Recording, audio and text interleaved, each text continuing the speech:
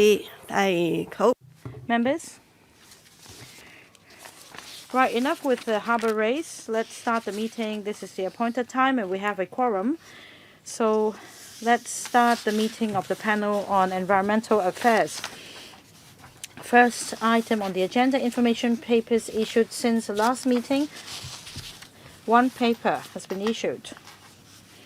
That's a letter dated the 22nd of August from me to the administration on the pollution problems caused by waste piling up on recycling yards on brownfield sites. So I would like to have a response from the administration. I believe this matter is close to your heart as well. I hope that if we're able to discuss this item next year, it would be a good idea. So any question on the information paper? No? Then next item, items for discussion at the next meeting. The Secretary for the Environment and Ecology will hold a policy briefing on the policy address 2022 delivered by the Chief Executive. It will be held at 2:30 on the 31st of October 2022. As for the regular meeting in November, the administration is proposed to discuss two items: proposed amendments to designated areas under the Noise Control Ordinance CAP 400, Noise Control Air Compressors Regulations CAP 400C, and Noise Control Handheld Percussive Breakers Regulations CAP 400D. And the other item, promoting the adoption of new energy transport. With agreement by Mr. Frankie Yik, Chair of the Transport Panel, a joint meeting will be held to discuss this item.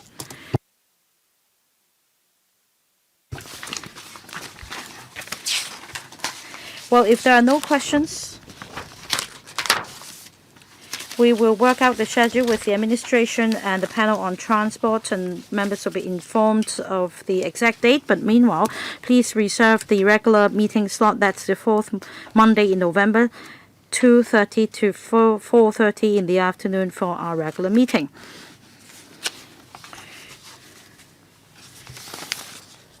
Next, work plan for the remaining meetings in 2022.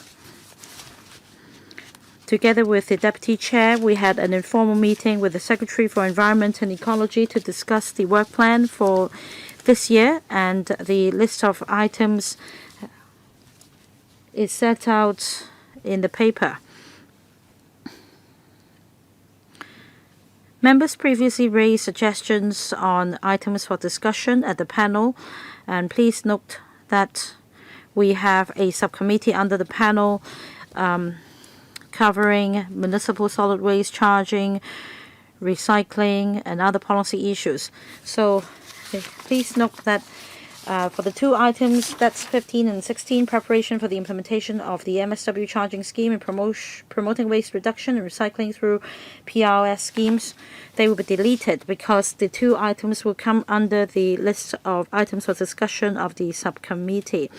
As for the regular meeting in December, it's tentatively scheduled to be held on at 10:45 a.m.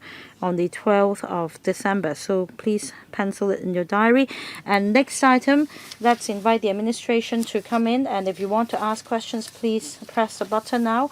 This is the item on proposed reorganization of the Environment Branch of the Environment and Ecology Bureau and the Environment Protection Department.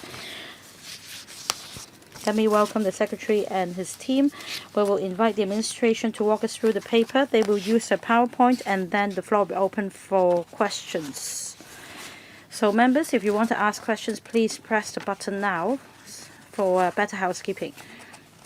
7 members I see on the list. Any more? I'll be the last, so there'll be 8 members. For the first round, each member will have 4 minutes. Secretary, would you like to have the floor? Thank you, Chair.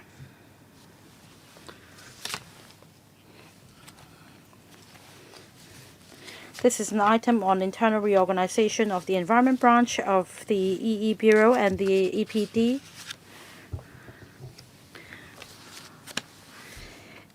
This is an important step towards implementing policies relating to the environment and ecology. For example, we need to strengthen climate change actions and take forward other issues close to members' hearts, such as waste reduction and recycling. We need to reorganize the structure to tie in with the initiatives in the Policy Address 2022. It's been proposed that the Environment Branch of the Bureau and the EPD should be reorganized to strengthen climate change actions, waste reduction, recycling, and various environment-related tasks. And we also need to reorganize the structure to strengthen policy formulation and execution of duties. With continuous expansion in our policy scope, we need to restructure the Environment Branch and the EPD for better formulation of new policies and better execution of duties between the two arms. For other bureaus, there is a clear delineation between the bureau and the department, and the EE Bureau perhaps is an exception. Third point, through restructuring, we hope to enhance professional development, and the professional post holder will be taking up the post as Director of Environmental Protection. Now, as you can see, we are going to expand the functions of the Environment Bureau and EPD.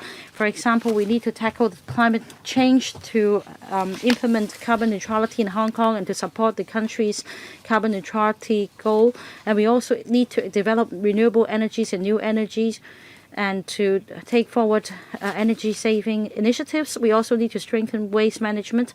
We're going to implement the municipal solid waste charging scheme.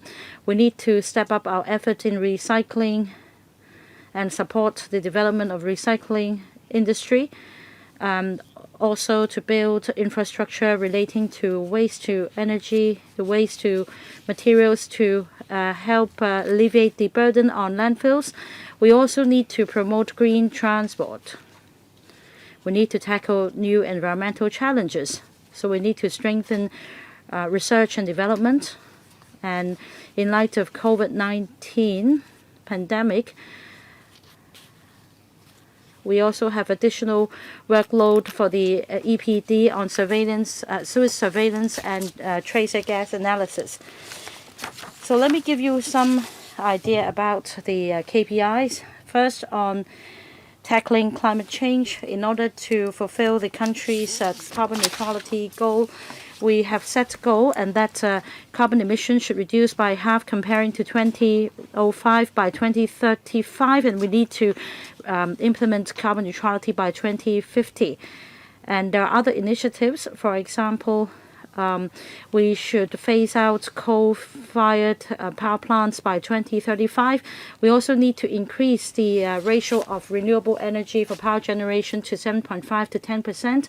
As for energy saving and green building, we also need to cut down on the energy consumption for commercial buildings by 15 to 20% by 2035, and for residential buildings 10 to 15%. For government buildings and infrastructure, overall speaking, we need to enhance the energy saving performance by 6% by 2024-25. As for other devices such as LED illumination, gas stove, water heater, etc., we also need to incorporate them into the labeling scheme, that is the energy efficiency labeling scheme. We will stop registering new fuel-propelled private cars by 2035, and we need to realize a zero emission vehicles by 2050. And we will shortly be announcing the roadmap on popularization of electric public transport and commercial vehicles. And by 2027, there will be 700 electric taxis and 700 electric buses and 3,000 electric taxis. There will be additional in the number of 7,000 EV chargers in government buildings. And we'll also try the hydrogen fuel cell double-deckers and commercial vehicles in 2025. On waste reduction and resources circulation, we have a blueprint. By 2035, we will cut down on MSW per capita by 40 to 45. As for the recovery rate, our target is to increase that to 55%, and by 2035 we should have sufficient waste to energy facility and capacity so that we will no longer be relying on landfills, and we will be reaching carbon neutrality by 2050. We need to enhance our recycling network in the community. We have various waste reduction and collection schemes. We will expedite the construction of waste to energy modern incinerators. We will be implementing the municipal solid waste charging schemes. That entails a lot of work, and we also have various producer responsibility schemes. We have KPIs for other areas of work, for example, for nature and conservation. In 2020 or by 2024, we will gazette the Robin's Nest as a country park, and we also will complete a strategic feasibility study to conserve our wetland. And we need to amend the noise control ordinance to regulate residential units decoration noise and the use of loud hailers in peddling activities. We'll be collaborating with our regional partners in the Greater Bay Area. We have the air quality monitoring stations, and we will also be streamlining EIA procedures. We have a concrete timetable for the various initiatives and targets. As for the existing organization chart for the Bureau and the EPD, as you can see, the Permanent Secretary for the Environment and Ecology is also the post holder as Director of Environmental Protection.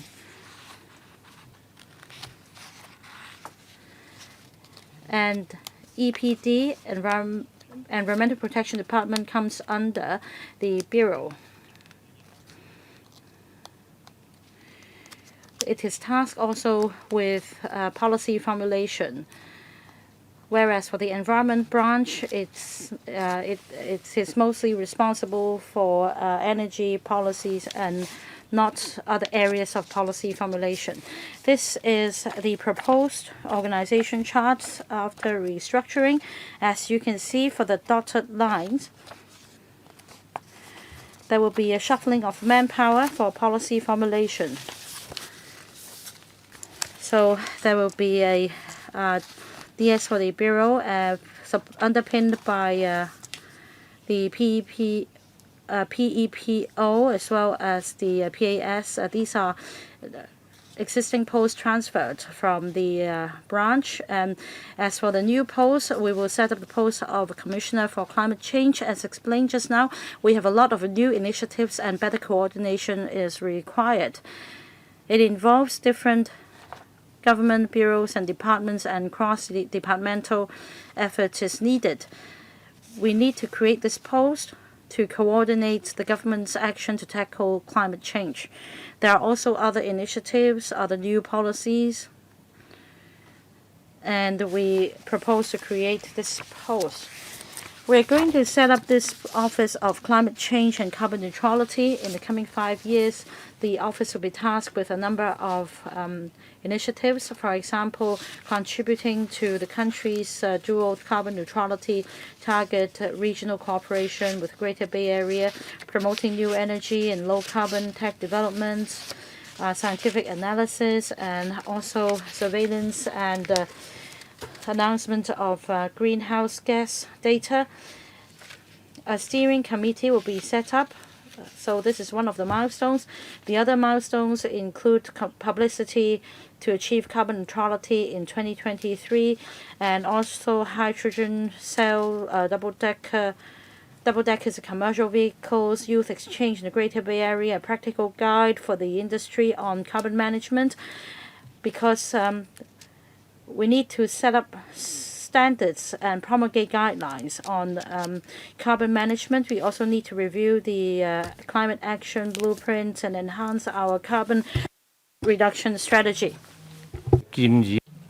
Now, for the Commissioner for Climate Change, we propose it to be a director grade 3 office.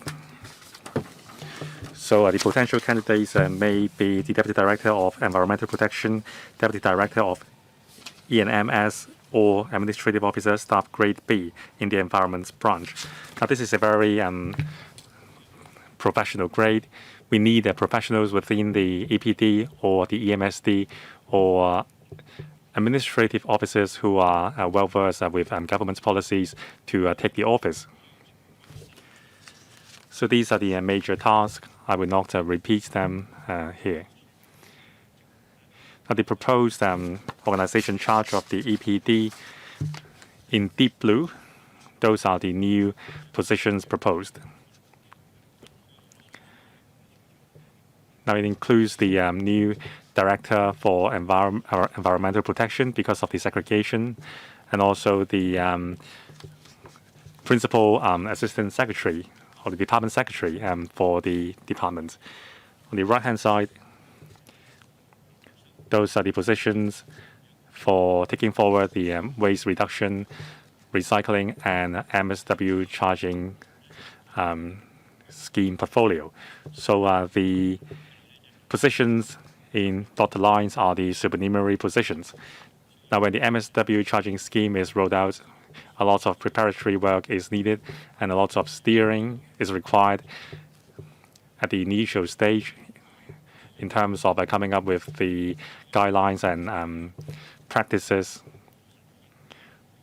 Those work will be largely completed in 5 years' time. So we propose a 5-year term supernumerary positions for those work.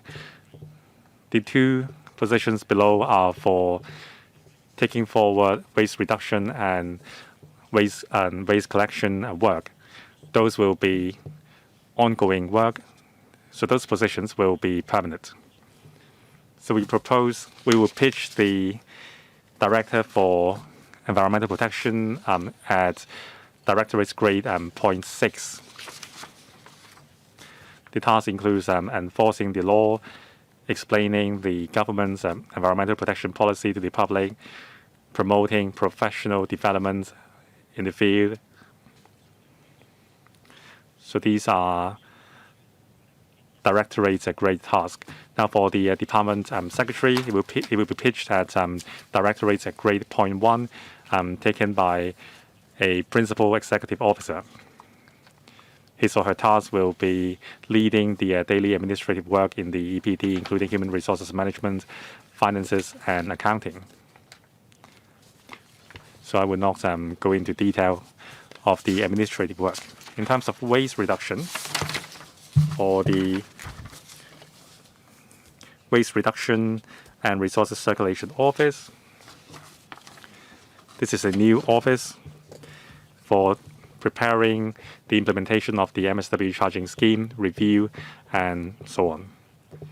So in the previous term of the government has explored how the office can tie in with the FEHD in terms of taking over the waste collection, the refuse collection points on the territory, and also household domestic refuse collection services.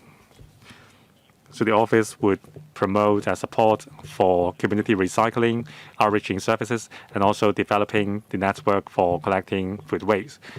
So the collection of food waste is a very complicated issue because we don't have a holistic network for collecting food waste. We need the waste office, or the WRO, to develop such a network. So the Deputy Director for Environmental Protection will be leading the office. As I said, in 5 years' time, most of the work would be completed in terms of waste reduction. So we would only pitch the position as a supernumerary post with a 5-year term. For the first 2 years, there will be more work on policy formulation and implementation. For the remaining 3 years, it will be mainly on liaison and coordination in terms of the technicalities. So we would pitch the position first for an AO, and then the EPD professionals would take over. And then we have the DDEP MSW charging. As I said before, the deputy director would be focused on formulating the implementation strategies for the MSW charging scheme, and also coordinating between bureaus on the charge. So we propose an administrative officer to take over the position, because he will be mostly responsible for policy formulation and other policy matters. The work would be mostly completed in 5 years' time, so it should be a 5-year supernumerary position. Now, for the recurrent work, we will have a DDEP waste reduction permanent position. The deputy director would be responsible for leading the WRO. He will also be responsible for taking over the technical and professional aspects of the MSW charging scheme. He or she will also be responsible in steering coordination with the FEHD in taking over the refuse collection, the management of refuse collection points, and also domestic refuse collection services, developing collection of food waste, and also developing community recycling network and enriching services.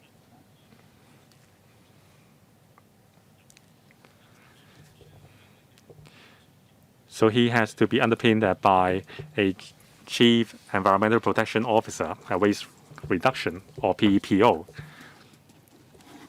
pitched at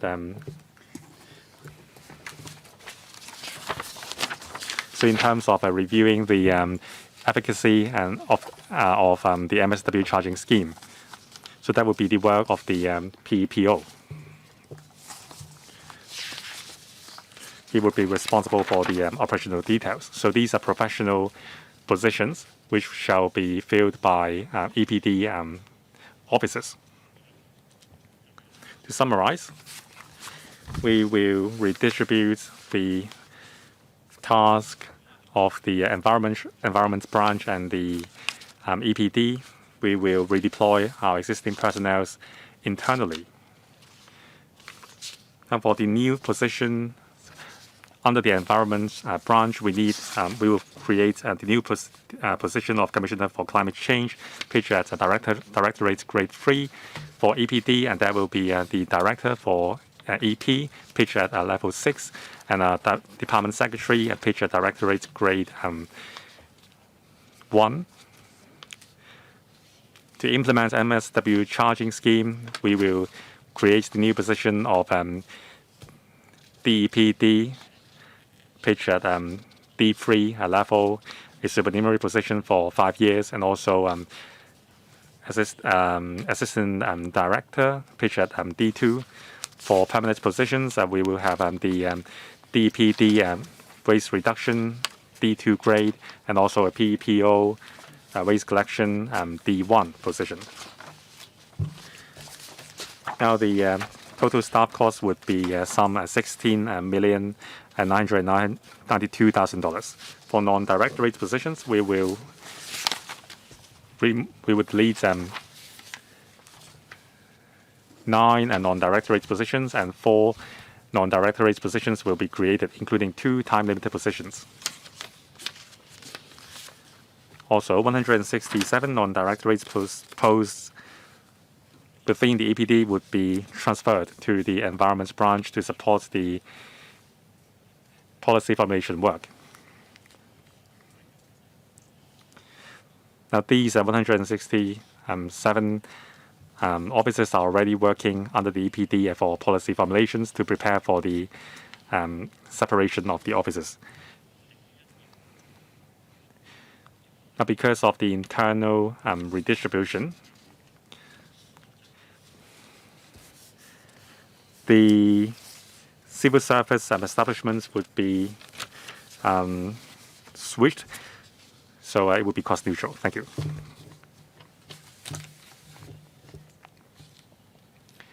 Now we will take questions from members. Mr. Chen Xiu-Hong, Mr. Vincent Chang, Mr. Kenneth Lau, Ms. Chen Yunming, Mr. Lo Wai Kwok, Mr. Lo Wai Kwok, Mr. Kwok Wai Keung, Mr. Tong Li Jie, Ms. Elizabeth, myself, and Mr. Robert Lee. Mr. Chen Xiu-Hong. Thank you, Chair. After the reorganization of the government, a new permanent position of the Director for Environmental Protection would be created. And previously, the position was doubled up by the Permanent Secretary. I agree with the reorganization so that the new director can focus on the environmental protection work without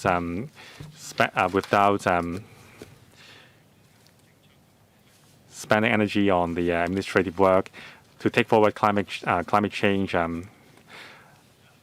actions and waste reduction. In the future, the professional positions will be filled by professionals, so that there will be a more professional steering. I support it. Now, my question is: since 2005, there was a merger, and it was said that the advocacy and would be enhanced, and it would be create more synergy. Now, you are saying that you have to segregate the branches and the EPD. So how can you assure that there will still be a synergizing effect? Now, Annex 13, a Commissioner for Climate Change would be added to lead the Office of Climate Change and Carbon Neutrality. Annex 2, it says that the sustainable development is under the leadership of the DEPD1. So in paragraph 111 of the policy address, it says that the Sustainable Development Council would be reformed into the Carbon Neutralization and Sustainable Development Council for advising strategy on climate change action. Now, how will this council and the DEPD1 coordinate the work? Secretary, thank you, Mr. Chan, for your question.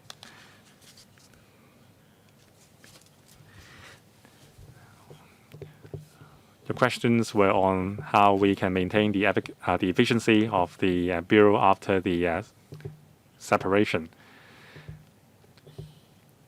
So we take the question, and now I'll defer to Millie to advise on the question about Sustainable Development Council. And previously, the relationship between bureaus and departments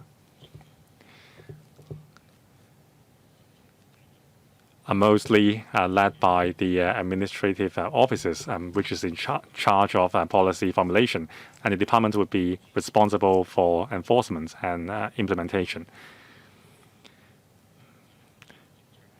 Now, for the EPD, we have a very strong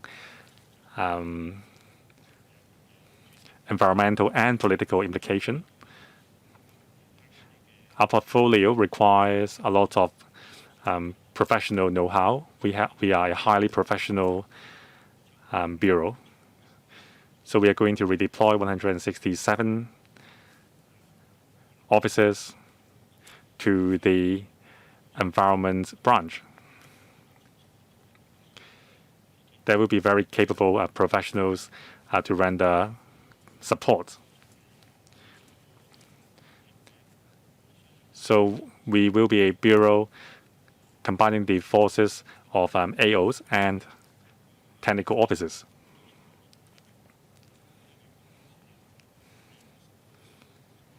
Sometimes misunderstanding would be caused between the AOs and the technical staff. Now, with our renewed structure, the problem will be eliminated.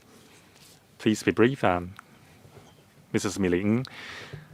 Thank you. Now, the new Carbon Neutralization and Sustainable Development Council, it will advise the government on carbon neutralization strategies and climate change. Now, the work would be implemented by the Office of Climate Change and Carbon Neutrality led by the Commissioner. Now, the DDAP1 also share the portfolio of sustainable development. Before the Office of Climate Change and Carbon Neutrality is established, sustainable development is under the purview of DDEP1. With the new office on the scene, the office will take the lead. Sustainable development, however, is a very wide portfolio. If you look at the duty list,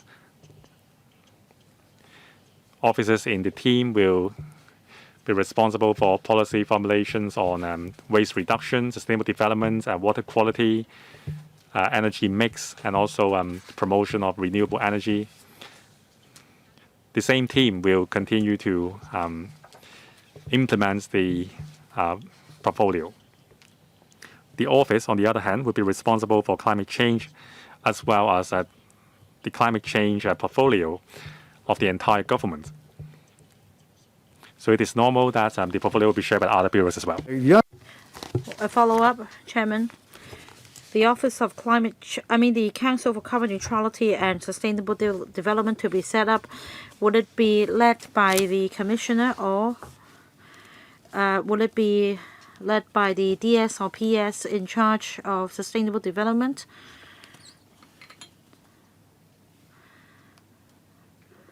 As you can see, the newly set up council will come under the Commissioner for Climate Change.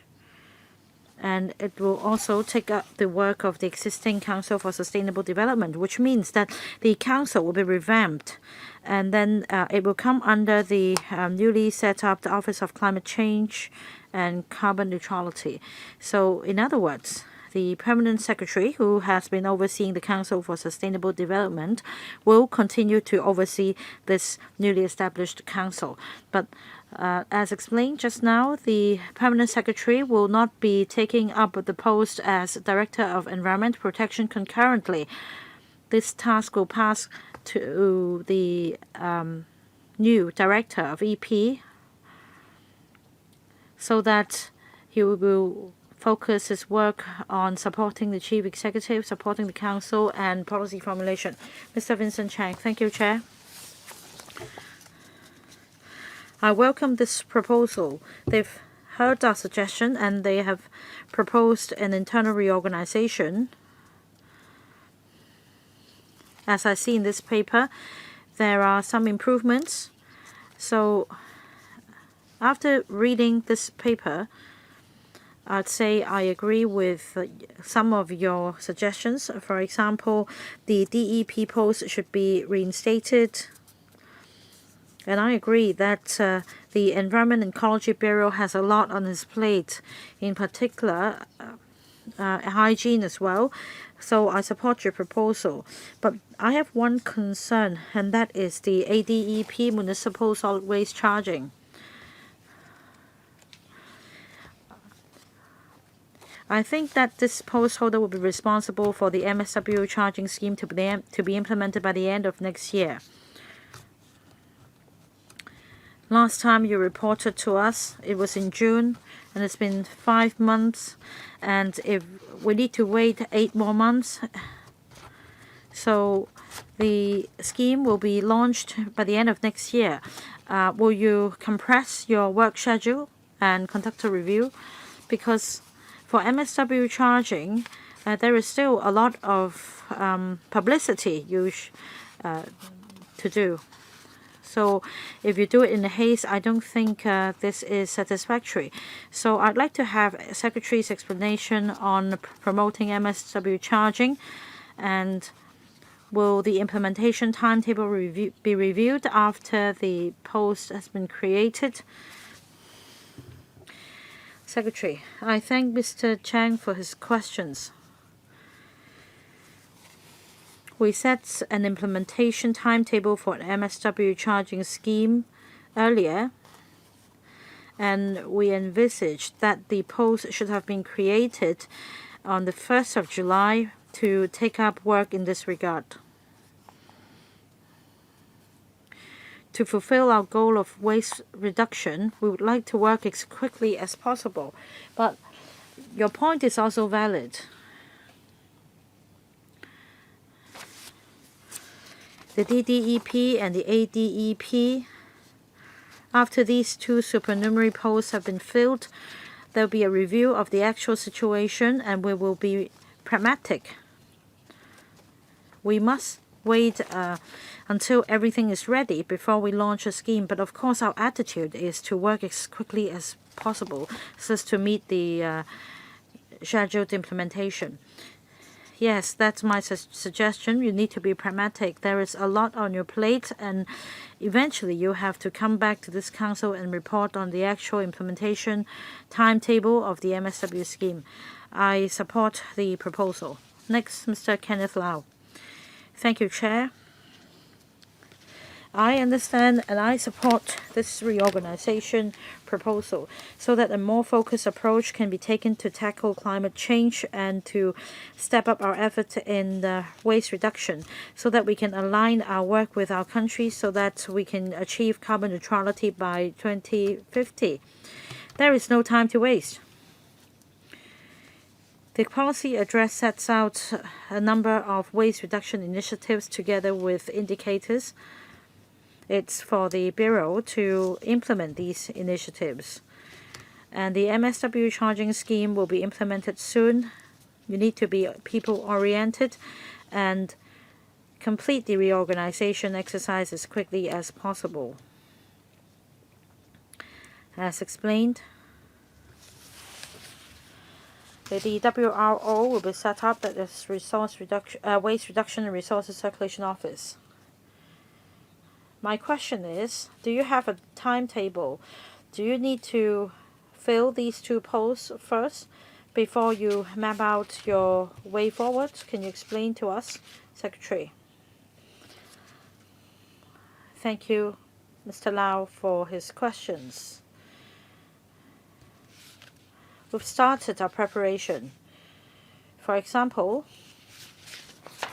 the plastic bags to be used in terms of the size and other standards in the MSW charging scheme. We're ironing out the details, and we're also discussing with the property management sector on formulating a code of practice. And indeed, we need to make sure that these two posts are created first, so that when these posts are filled, a more detailed approach can be taken to discuss matters such as property management and also liaison with frontline staff such as cleaners,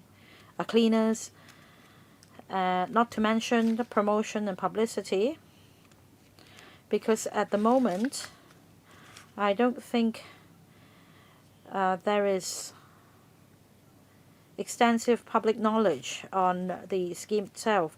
So we need to wait for these two posts to be filled for work to be taken forward. The member just now asked a question, that is whether we'll make sure that everything is ready before we launch the MSW charging scheme. We don't want any delay. Our goal at the moment is still to implement the MSW charging scheme by the end of next year. And yet,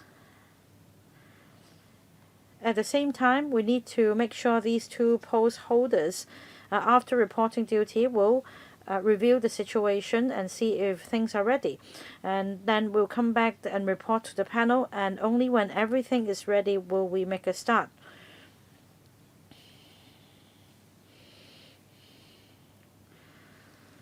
Well, I do hope that in the coming 5 years you'll be able to meet this target then. Ms. Chen Yuming. Thank you, Chair. The administration is proposing an internal reorganization of the Environment Branch of the Bureau and the EPD. There will be a segregated approach with new posts created. I support the proposal. I have two questions for the Bureau. In paragraph 110 of the policy address, the government will work full steam to building the modern waste-to-energy incinerators. Which post holder will be responsible for that? That is to make sure that the facilities will be constructed in full steam. For the EPD, despite having new poles, we have only 2 landfills for waste reception for Northeast and NENT landfill. Because of northerly winds in winter, villages in Taku Ling have been very much affected by the odor of the landfill. And in the evening, when I cycled to the area, I also felt the same. I reflected this situation to the secretary, and according to the administration, there isn't an odor problem, and yet it smells so sour, and it's a pungent smell. I hope that funding can be allocated to make sure you have officers on site at the sensitive areas to check the odor. So my question is on strengthening the management and operation of landfills. I hope the new director of EP could come and visit Taku Ling. Perhaps we can go cycling together so that he will have a first-hand experience of the odor problem. Right, how to address the odor problem at landfills, Secretary? I'll defer to Mr. Wu to explain the details. I personally am very concerned about the nuisance and the odor problem generated from the NENT landfill. Apart from dispatching officers responsible for the landfill to monitor the situation, I also urge the enforcement officers to do the same. We've also engaged an independent third-party consultant to conduct independent monitoring. Through the enforcement team and through independent monitoring efforts, we seek to prevent any misconduct on the part of the contractor, because I believe the nuisance is genuine. I've also written to the French contractor headquarters to complain about the issue. That is, for the headquarters to step up a management of this landfill in Hong Kong. For details, I'll defer to Mr. Wu. Thank you, Chair, and thank you, Ms. Chan, for the questions. As explained by the Secretary, at the district level, many people are concerned about the operation of the landfill. So whether it be resources or manpower, our approach is that we engage independent consultant for monitoring, and we have different teams of EPD officers to check around the clock the air quality, odor, etc., and also performance of the contractor. The second question is, to answer Ms. Chan's question, we need to expedite the construction of modern incinerators. We have daily tonnage of 10,000 tons of waste. And we are working full steam. As the Chief Executive said, we hope that by 2025 we'll be able to complete the 2 incinerators with a capacity of 3,000 tons. And for the next phase in Zhengshui Tuen Mun, another incinerator will be built with a capacity of 4,000 tons. And we will start the site investigation and EIA procedure soon. Together there will be 7,000 to 8,000 tons capacity. In the long run, we can do away with landfills. And also in the long run, we need the 3rd incinerator, as mentioned in the Chief Executive's policy address. We will explore with the Planning Department and another bureau whether we can build the 3rd incinerator in the North Territories, new territories, so as to address the issue of landfills. Dr. Lo Wai Kwok. Thank you, Chair. Concerning the proposal to create the position of Director for Environmental Protection, I am all behind it. It is something that we have been calling for a long time. For the permanent permanent secretary of the Environment Bureau to double up as the director, it is undesirable. The former is responsible for policy formulation and publicity, and the latter is responsible for execution. So the industry and also officers under the EPD have been asking for their own director for many years. So I support it. On the creation of the post of an officer or the commissioner for climate change, this is the trend. The government's goal is to achieve carbon neutrality by year 2050. But I am personally skeptical. This is a huge task, and it is not easy to achieve. We need the adoption of advanced technologies on the energy front, and we need to have every Hong Konger on board to reach the goal. So I do support creating the post of a commissioner for the supernumerary positions and also redistribution of portfolios. Many of it is related to waste reduction. So that seems impossible for us to object to these suggestions. However, we are quite unhappy about what the Environment Bureau has delivered. I have been a Legislative Council member for 10 years. The Environment Bureau's portfolio is mainly on waste reduction and waste management. There is the mascot, the big waster. There are a lot of infrastructure completed. That is the free landfills and the incinerator, and also the producer's responsibility scheme for plastic bags, glass bottles, and waste electrical appliances. A lot has been achieved, but in the past 10 years, the per capita MSW disposal rate has risen in the past 10 years. So we can never object you to deploying more resources to reduce waste. But what about the deliverables? I'm really skeptical about the results. So, Secretary, can you give us some promises? Secretary, thank you, Dr. Low, for your support.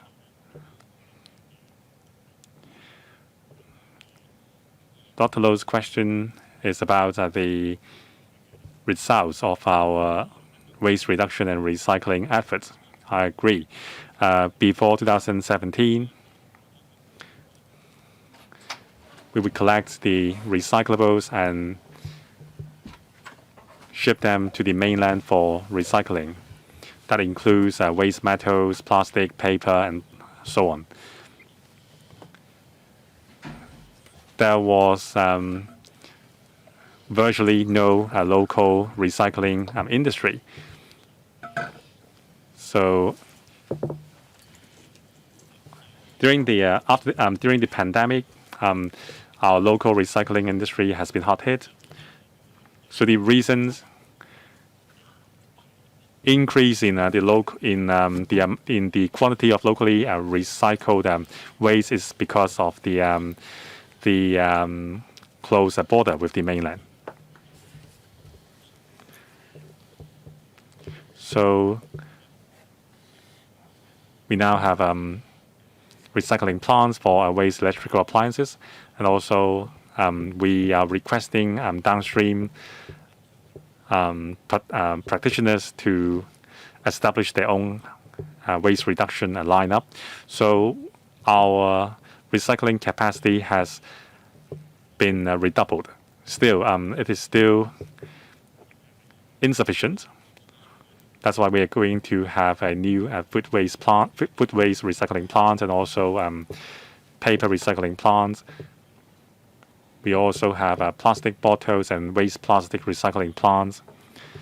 So in terms of environmental infrastructure, we are going to greatly ramp up the capacity in the near future. So our timetable is that by year 2035, we can increase our recycling capacity by 55%. It requires a lot of work, so with the new positions created, we will be more confident in reaching that goal. Mr. QUAT, thank you, Chair.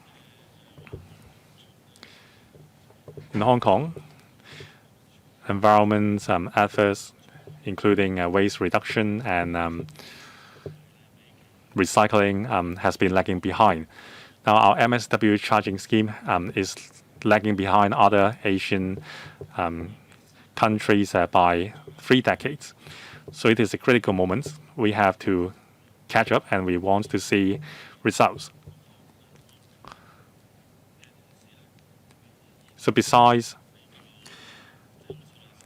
strengthening the establishment, can you set more KPIs for us to monitor the deliverables of the positions? Now, as the 20th Parties Congress and the high-quality GBA development has been mentioned, it will include environmental protection and green elements.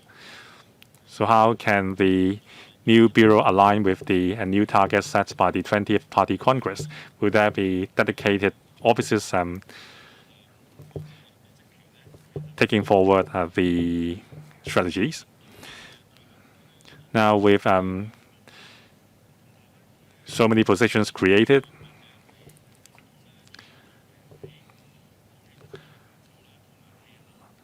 it seems that the collaboration with the GBA counterparts is mostly on air quality, and it would be the commissioner's job to liaise with the GBA's authority for that. But it seems that the position is pitched at deputy director level or assistant director level. So is the position senior enough to achieve a high-level collaboration with the GBA authority? Secretary.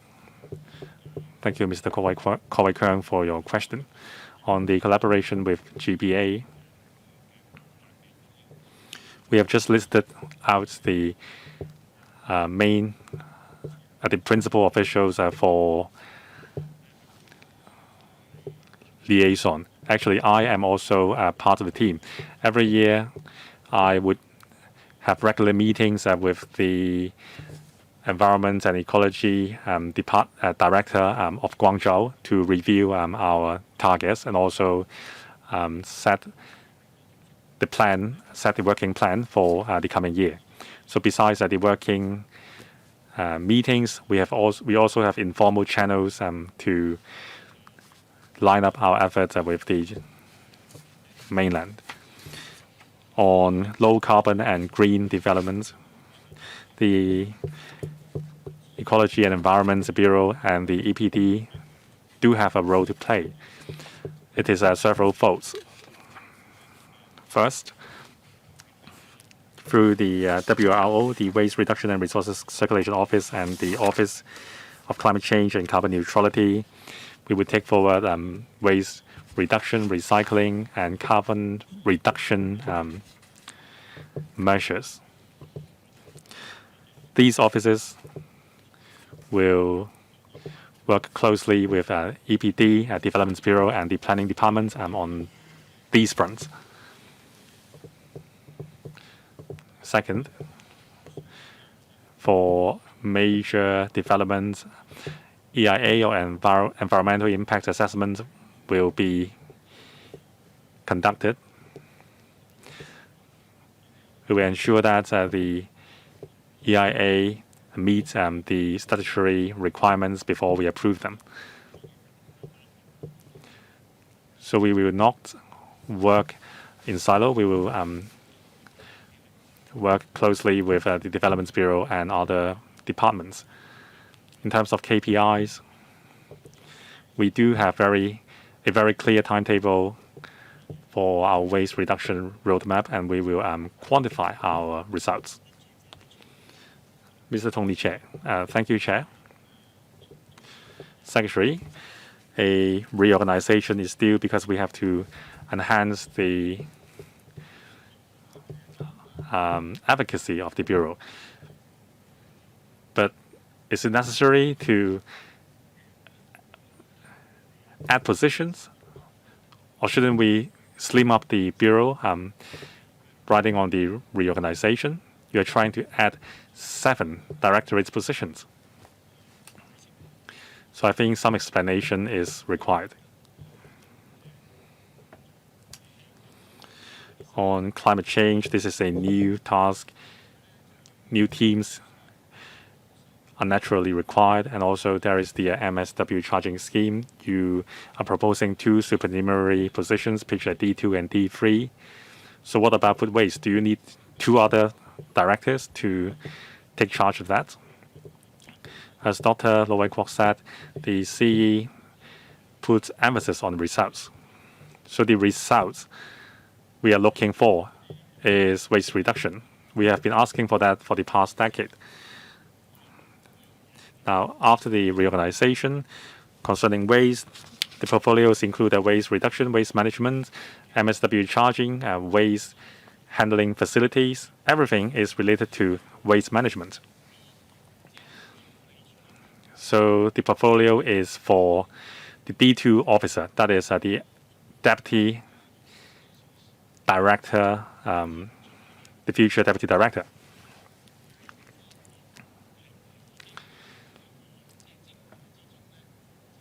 So can't we simply reshuffle the portfolios among the existing positions and directors?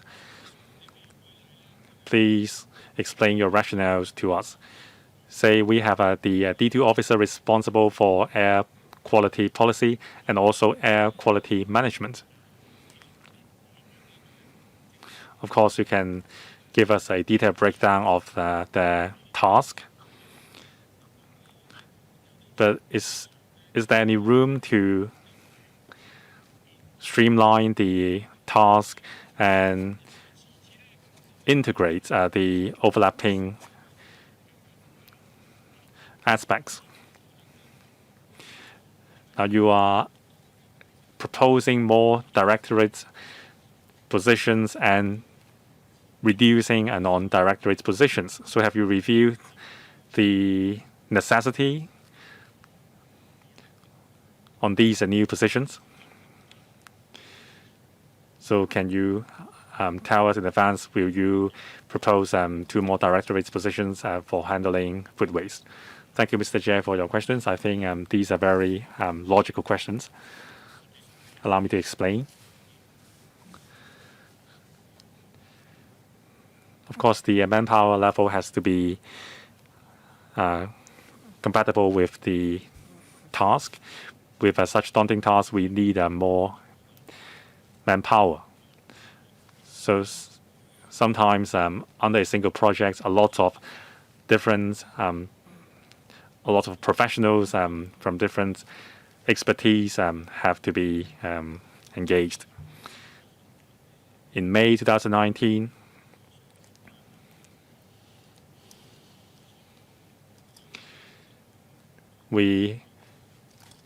because of the sheer workload of the waste reduction and waste recycling,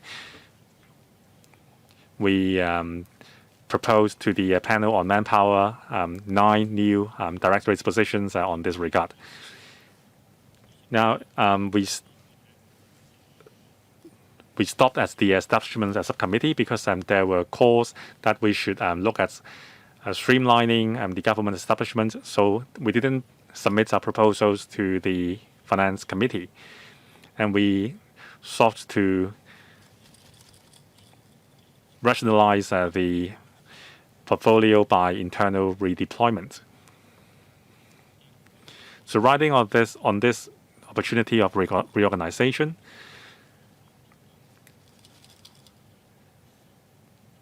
well, as you can see, we have reduced the number of positions for waste management from 9 to 2026, and we have promised that we would not renew the supernumerary positions after 5 years time. So we did put a lot of effort into rationalizing our manpower. 嗰兩個 Chair, about the 2 supernumerary posts, if they will lapse after 5 years, then who should be responsible for the management?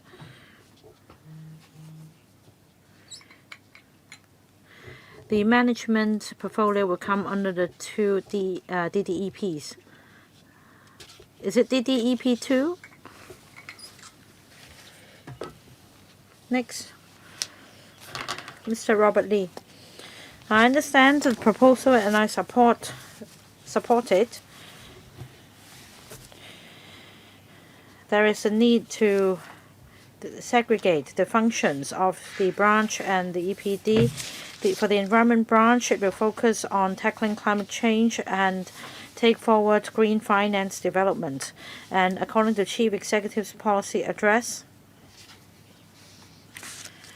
Hong Kong should be made a premier location for for a platform of green financing, and we should also set up ourselves as a carbon trading market. And in order to achieve that, my questions are: first, are there KPIs for the environment branch to enhance coordination, especially collaboration and discussion with the Hong Kong Exchange and the SFC, so as to promote the development of green financing and carbon trading market in Hong Kong? Secretary, thank you for the questions.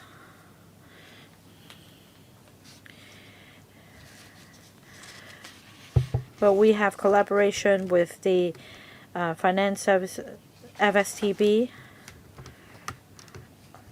which is the main player in this regard, but we also play an important role. I'll defer to the PS to take your question about green finance. Its overall development of the carbon trading market. Our bureau has been liaising very closely with the steering group on the development of green finance and the Hong Kong MA.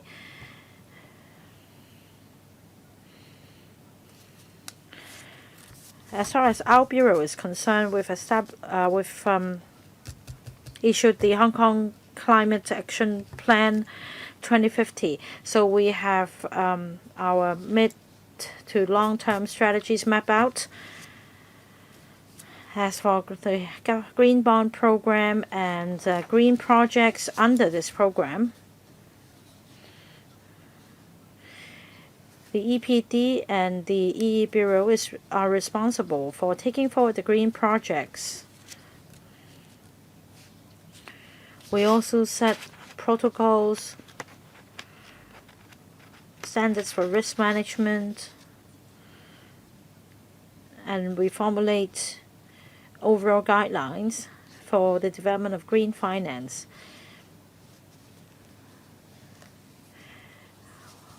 For example, the Hong Kong Observatory collects data and is the owner of historical data for the purpose of mapping out climate change strategy, action strategy. As for other tasks such as tackling the rise in sea level and other climate change risks, we also have the relevant work and collaboration with them so as to promote the development of green finance. We believe we have an important role to play in contributing to the country's dual carbon goals. Next, Ms. Carmen Can. Thank you, Chair. Well, I remember when we were examining the overall reorganization proposal of the government, we back then learned that there would be some changes made to the Environment and Ecology Bureau. There would be restructuring with the Food and Health Bureau, for example. So We are aware of and we understand this proposal. I remember back then we talked about additional directorate grade posts, but in terms of the dollar sign, we have additional costs close to some 16 million, as I learned from the secretary just now. So can you explain further to me the additional posts vis-a-vis the deletion of some depots, just for our benefit? About scrapping some posts, I understand that you seek to streamline the EIA procedures as well. So this reduction is important. For example, in terms of waste reduction. Now, Chair, we learned about the absolute numbers, but not about the denominator. Secretary mentioned that the Bureau has a lot on its plate. So we need to take a holistic view. We need to have the full picture in order to gauge its effectiveness. I don't want to just look at an absolute number, because otherwise we can't make comparisons. Secretary.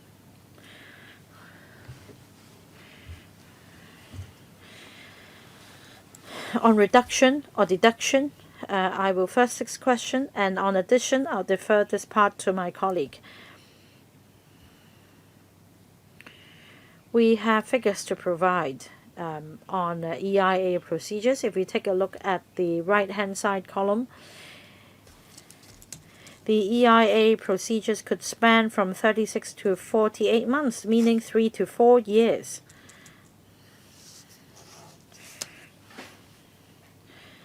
And a review will be conducted, and then we will streamline certain procedures so that we can compress the procedures to just 18 to 24 months. We're going to report to this panel in greater detail by the end of this year. We will also give you some examples or illustrations so that we have more specific examples to base our discussion on. On waste reduction, about the tons of waste on the right-hand side, the per capita MSW disposal will be cut by 40 to 45%, regardless of the denominator. Recovery rate, our target is to increase that to 55%. So we know it's a daunting challenge, but we're not somebody who would set ourselves only easy targets. So it's an aggressive target that we seek to achieve, and we're determined. I'll defer to Ms. Ng to talk about addition. Now, what about midterm? What year is the Secretary referring to? 2035. Mrs. Ng? Just to supplement, we propose to create 7 directorate posts, including 2 supernumerary posts. The additional salaries and staff on costs, the salary cost at midpoint is about $16.9 million. And we also have internal redeployment. For example, we have redeployed 5 directorate posts within the EPD to the branch without creating additional posts. In order to make this segregation, we're redeploying certain directorate posts. As you know, if we are to set up a branch afresh, we may need to create more posts. Now, despite the creation of 7 new posts, we will also scrap 9 directorate posts. So we'll be saving the annual salary costs of some $700,000. So overall speaking, the financial implications are that there have been an additional annual salary cost of $16.9 million. This is done to fulfill the government's objectives. For a portfolio with a lower priority, posts will be deleted rather than added. So let me do the math. At the end of the day, the proposal will entail about an additional expenditure of some $17 million, $16.9 million additional annual salary costs. Right, my turn, Secretary. We all support protecting the environment. I don't think anyone would object to that. We know there's a lot on your plate, and we have a clear goal. We need to achieve carbon neutrality. We need to have zero landfill. We need to have waste to energy. These are all clear goals. As for KPIs, well, we are not given a copy of the PowerPoint, so perhaps we'll follow up on the content with you later on. Additional posts, well, this is understandable. The Chief Executive takes a result-oriented approach along with KPIs. We hope that it's still value for money with additional posts. There will be some results. You have, in general, support from members, and yet I don't see how you address long-standing problems through your KPIs. For example, in August, I wrote to you about heaps of refuse piled up everywhere, and some green groups also compiled some reports on the issue. How are you going to tackle this issue? It affects the environment. Ms. Chen Yue-ming just now also referred to the odor from landfills. It cannot be addressed overnight. We are still some time away from constructing and completing all 3 incinerators. So how are you going to address the landfill odor problem in the short run? And about recycling, in the past decade or so, there have been a lot of discussions in this council about supporting the local recycling industry. We have land available in the Eco Park, but little progress has been made to promote the development of the recycling industry. We had the Sustainable Lantau Office. We're going to take forward the initiative of a Northern Metropolis. So which colleague will be responsible for this part so that sustainable development can be achieved in the Northern Metropolis? Will such an office be set up? And this question has been often raised. Are you alone in the government? Or is there any concerted effort? For example, is it only your department which procures electric vehicles? Do you require all government departments to give priority to green products? I don't see green procurement being implemented in all government departments. So are you going to include in your KPIs the government departments in detail? And also, on smart government, another bureau will conduct an audit to fulfill the objective of establishing a smart government and using technology more extensively. So do you have similar indicators? Do you require all government departments to cut down on carbon emission so as to achieve carbon neutrality together? You can't just promote this message to the public whilst just sitting on your hands within the government, Secretary. Thank you, Chair. You asked a number of questions. It will take some time to go through all the questions in detail. I'll defer to Dr. Samuel Choi to give you more details But let me just start by saying that within the government, we lay down overall objectives for the government when we also implement green procurement. On electric vehicles, we do have a policy.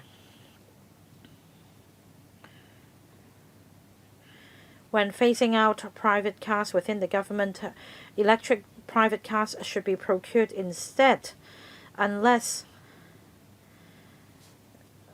difficulties are raised and endorsed by a directorate post officer. So there will be more extensive use of electric vehicles. And on carbon emission reduction across government departments, we have set energy saving goals. They are required to cut down on energy consumption by 6% by 2024, right? 2024-25. They need to raise the energy saving efficiency by 6%. So we set out in specific detail goals they should achieve. On your specific question on how we deal with the so-called waste mountains, well, actually they are not waste at all. They are recyclables. They are metal recyclables paid for with money. So of course the situation is not ideal. I would invite Dr. Choi to take the question. Please be brief. Thank you, Chair. Briefly, there are two perspectives that we are handling the issue. That is, with technology, we would make use of drones and big data to assess areas requiring more inspections. And we will also reach out to the relevant stakeholders on the need to change, and we do not rule out enforcement actions on importing the recyclables. We will strictly enforce the law. On the other hand, we are maintaining liaison with the stakeholders. We explain to them the need to protect the environment, including requiring the operations to be conducted in an air-sealed environment, and also a concrete paving is required to prevent contaminating the soil. So these are the two perspectives that we are assisting them, and also there is enforcement. So I believe that we will come back to the issue later. Ms. Chen Yuming has pressed the button for the second round. We are running out of time, so I will just allow 2 minutes. Sorry, the Secretary didn't answer one of my questions. That is paragraph 110 on the PA, the two new incinerators to be built. So which principal official's portfolio is it? I would like to thank the Secretary in public here that he is getting hands-on in terms of the landfill's odor problem. It is still very smelly, but I think your efforts as well should be recognized. Secretary. Now, Mr. Wu. Thank you, Chairman, and thank you, Ms. Chen. So the infrastructure is under my charge, and another colleague here is also responsible for the infrastructure. That is the Old Park 1 and 2, and also the 3 incinerators. Now the proposal will be considered by the Establishment Subcommittee. Do all members support the administration submitting this proposal to for the Establishment Subcommittee's consideration? No objection, so it is endorsed. Next item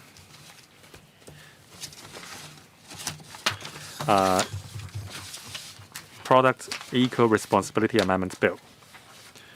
Will the administration please come in? There will be a PowerPoint presentation. It is given to us quite late in time, so we, as the panel on environmental affairs, we are trying to save paper. So please refer to your email if you want to look at the PowerPoint. 會期間有份WWF 俾我哋嘅好，咁剛才亦都收到 Just now, we have also received some submissions. They are also forwarded to members. We welcome the Undersecretary for Environment and Ecology, Ms. Diane Wong. Would you please give us the presentation? Yes, thank you, Chair. I will give some opening remarks, and then my team will introduce the details of the legislative proposal to members. Now, plastic can last a long time in the environment. It has very far-reaching impacts on the environment and ecology. Especially, plastics can be decomposed into microplastics, which upon entering the ocean would affect the marine ecology and enter the food chain. In March this year, 175 countries, including China, have commenced drafting a global treaty that aims at alleviating the serious problem of plastic pollution as the United Nations Environment Assembly, or UNEA 5.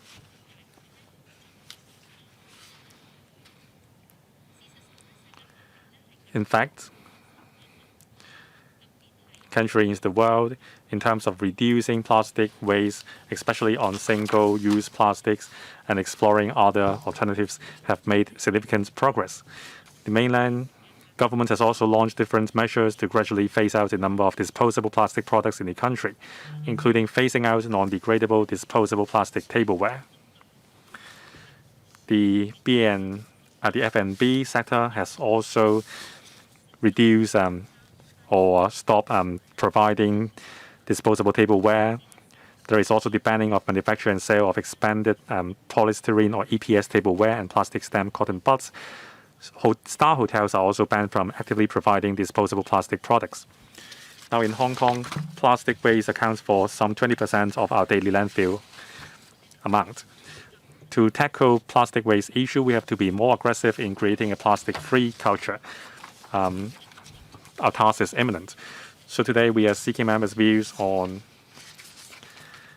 our draft Products Eco-Responsibility Amendments Bill, which seeks to amend CAP 603 Products Eco-Responsibility Ordinance to legislate for the regulation of disposable plastic tableware and other plastic products. Riding on the opportunity, we will also amend the Products Eco-Responsibility Amendment Bill. Riding on the opportunity, we will also enhance the Products Responsibility Scheme on waste, electrical and electronic equipment, or WPRS, and glass beverage containers. We will remove the requirements for administrative labels and also streamline some requirements. On the Producer Responsibility Scheme on glass beverage containers, we are also making some enhancements. We will introduce a bill early next year. Now, my team will brief members by way of a PowerPoint. Chair, I will be very brief on the challenges brought about by plastics. The Undersecretary has mentioned them. I shall not repeat. Now, on the screen, you can see that among the MSW landfill, some 20% is plastic. So the challenge is huge. Now, the government has rolled out some measures to tackle the problem of plastic waste. First, the charging scheme on plastic shopping bag. The Electrical has just approved the scheme to raise the minimum charging level to $1 per bag. Now we have the reverse vending machine for water bottles. We also have a pilot scheme to collect plastic recyclables in a centralized manner. Now we have more than 100 green at community recycling points for plastics, and then we are extending the producer responsibility scheme to plastic beverage containers. The bill will be introduced to Electrical next year. Now, as the Second Secretary has mentioned, the nation and other countries have launched campaigns to reduce disposable plastic tableware and one-off and single-use plastics. I'm not going to labor the point. The annex has listed out measures already taken by countries on reducing plastic waste. So in Hong Kong, we also have to be more aggressive to contribute to the reduction of plastic waste. I would now invite my colleague, Mr. Raymond Wu, to brief members on the plan to regulate disposable tableware. Thank you. Last year, we have conducted a 2-month public consultation with 8,000 submissions received, more than 90% of which supported the legislative proposal. Last year, when we made the proposal, we proposed to deal with the issue by 2 phases. Now, the first phase was set to start in 2025, and the second phase would be 12 to 18 months after the implementation of the first phase. Now, during the consultation, many members of the public think there is room to compress the timetable. So we would take on board the view to compress the timetable. Besides the provision of tableware, disposable tableware at diners, it should also be banned at retail points. Otherwise, they would still be allowed to sell disposable plastic tableware, a point which we also take on board. Now, there will still be 2 phases. For phase 1, we will immediately prohibit the sale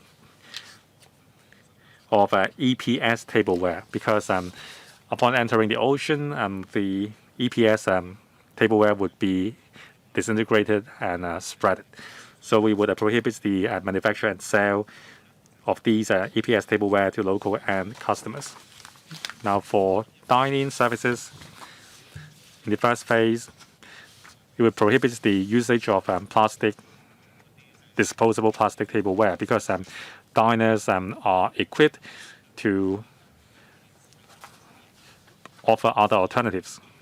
Now, in terms of sale, we would prohibit the sale of straws, stirrers, cutlery, plates, and so on in the first phase.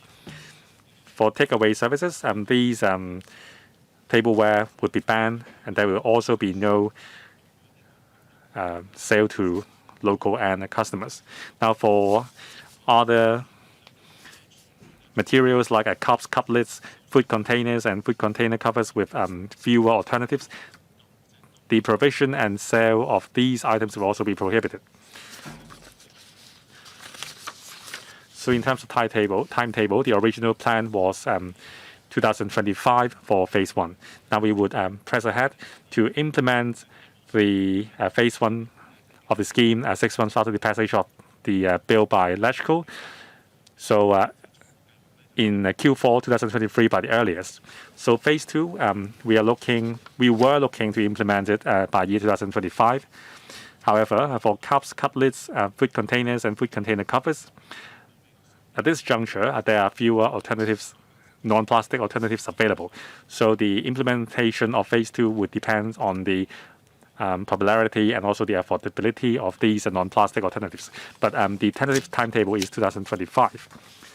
So these are the regulated items.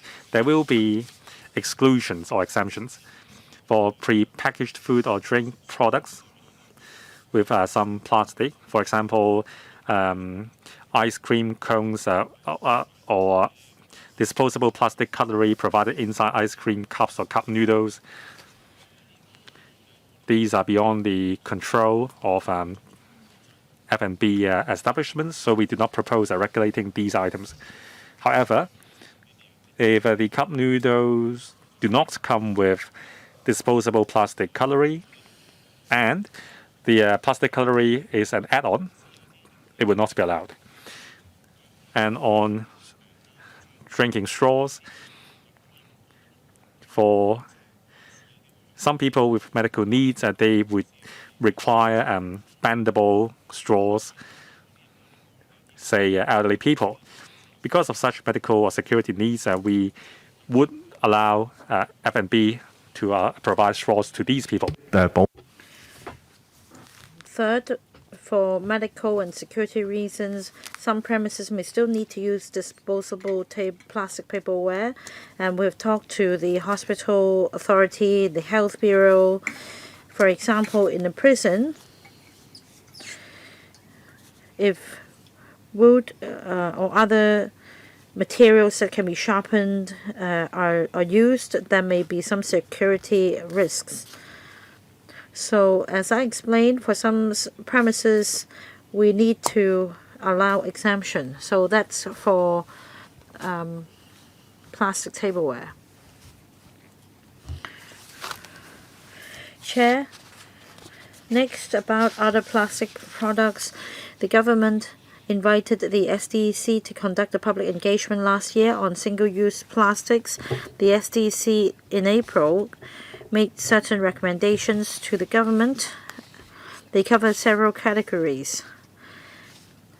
Some single-use plastic products should be banned, some should not be allowed to be distributed, and some should not be allowed to be manufactured, sold, or distributed.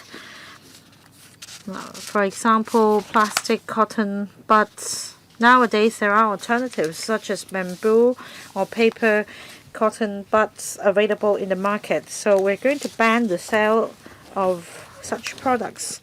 Now, for non-essential products such as inflatable cheer sticks, party hats, cake toppers made of plastic, again, they should be banned. And some are free distributed at the moment, such as umbrella bags. They are distributed for use by the public in shopping malls. And basically, there are other devices as alternatives for drying umbrellas. So these umbrellas bags can be spared. And also hotel toiletries, small vials of shampoos, conditioners, shower gels, etc. will no longer allow free distribution of these small bottles of hotel toiletries. You can still use them if you pay a fee, and we've discussed with the industries and they're willing to cooperate. Another point is we're going to ban the manufacture, sale, and distribution of certain single-use plastic products such as oxo-degradable plastic products. Additives are included for the products to break down into microplastics, which would affect marine ecology, and similar bans have been introduced in other countries. We're following the latest global development and introducing the same ban. Paragraph 12 of the paper sets out what I've just mentioned. There are 3 categories broken down into phases 1 and 2. For phase 1, we're ready to implement the ban. That means alternatives are available, or these products are not essential, or that it's not necessary to distribute them for free. For phase 2, we're adding more products.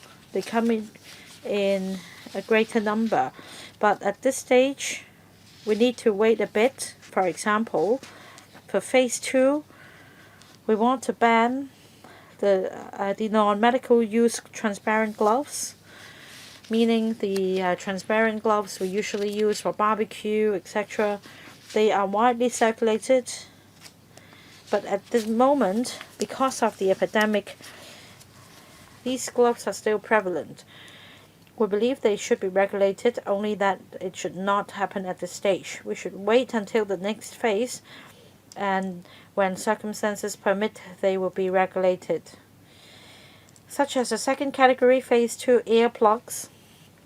when you get on an airplane, you get a pair of e-plugs for free.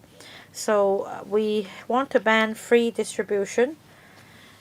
If you want to get a pair, you need to pay for them, because nowadays people may bring along their own earplugs. At this stage, however, there may be objection if we impose a blanket ban. So earplugs will be listed for phase 2. The same for other plastic products. If there is a need to distribute, manufacture, and sell these products, exemptions can be granted, such as for medical, public health needs, scientific, forensic study purposes, security, public security, emergency, etc. And we will set out in the bill these exemptions. Finally, now we have the WPRS covering 8 types of regulated electrical equipment. For washing machine, at the moment we have machines with a larger capacity available in the market, and having discussed with the sector, we are going to propose to expand the coverage of the items. For refrigerators, the larger capacity ones will also be included. That is, will raise the cap to rated storage volume from 500 liters to 900 liters, and washing machine from 10 kilograms to 15 kilograms. That means we're going to regulate the commercial machines as well, and we will also add 2 other categories: standalone clothes dryers and dehumidifiers. These are also some popular equipment. We are including them in the scheme as well.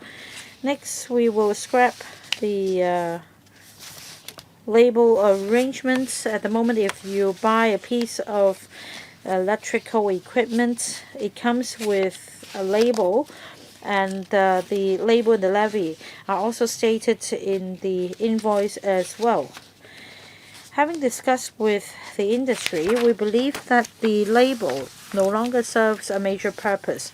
We're going to amend the law so that the recycling labels will be spared, only that a statement will be provided in the invoice detailing the recycling levies that have been paid. Third, payment and assessment notices can now be served to the registered suppliers through electronic means. The legislation itself was passed earlier, and at the time we only allow the service of such notices by post in the prescribed manner. It's rather outdated, so we're going to allow electronic submission of notices.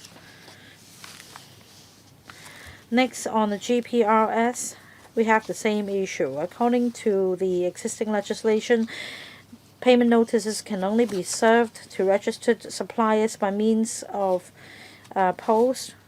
In fact, we're going to allow electronic means to work as well, and we have set up an electronic system, and when the law is passed, it will come into force. Finally, legislative timetable. We aim at introducing the bill into the LegCo in early next year, and similar to the regulation of disposable plastic tableware. 6 months after the bill has been passed, we will implement phase 1. As for the optimization of the WPRS, it will be implemented 6 months after on the 4th quarter of 2024, the GPRS, as soon as the law has been passed. 9 members would like to speak. We're supposed to adjourn the meeting at 4:30. We ran behind schedule a bit, but I'd like to give more time for members to speak, so I'm going to extend this meeting. I hope that this meeting will conclude by 5 p.m. So, members, Mr. Chan Siu-Hong, Mr. Ji Kwok-Keung, Andrew Leung, Paul Wai-Keung, Tony Chia, Kenneth Lau, Gary Zhang, Dr. Lloyd Kwok, and myself. We start with Mr. Chan Siu-Hong, 5 minutes each. The government originally proposed to regulate disposable plastic tableware and other plastic products starting 2015, and you're going to advance implementation of the regulation. I support the government's plan. According to Annex 1, it sets out the recent moves of various jurisdictions on plastic waste reduction. Hong Kong is lagging behind. Annex 2 sets out the outcome of public consultation on the scheme of regulation of disposable plastic tableware, and 90% of respondents support the regulation of disposable plastic tableware. Now, according to Annex 1, mainland China announced that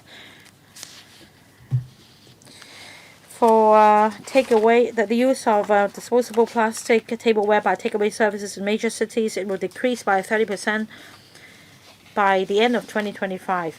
And what is the government's estimate of reduction in the use of disposable plastic tableware by takeaway services? Do you set an indicator for the purpose of assessment? The Sustainable Development Council conducted a public engagement, and according to the outcome of consultation, there are strong calls in the community for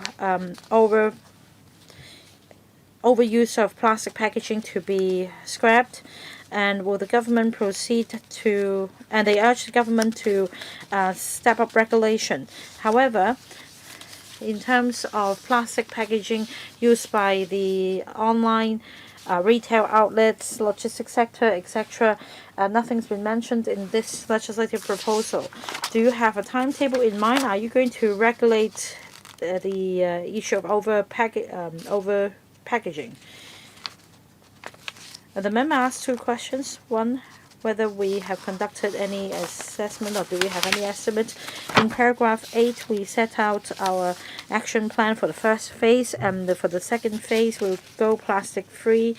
That means apart from straws, stirrers, cutlery, plates, cups, in the second phase, we will prohibit the sale to local end customers, and will prohibit the provision by catering premises to customers for dine-in as well as takeaway services.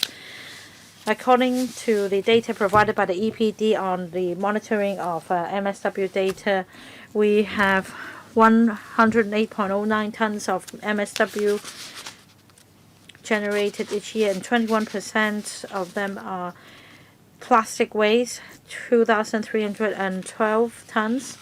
Now, for plastic tableware, it constitutes 266 tons, about the 2,000 among the 2,000 plus tons of plastic waste. So if we are to go plastic free by 2025, of course we don't have a crystal ball, but we do have some figures in mind. And I thank the member for making this point. Indeed,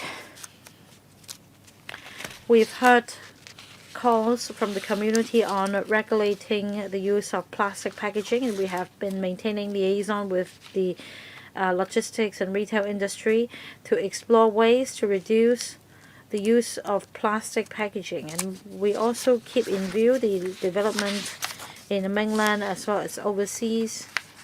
As you know, many products are packaged before they imported into Hong Kong, so it's not a lot of control we can there's not a lot of control we can exert, but we will review the regulatory framework, and will also gauge the views of stakeholders and industries.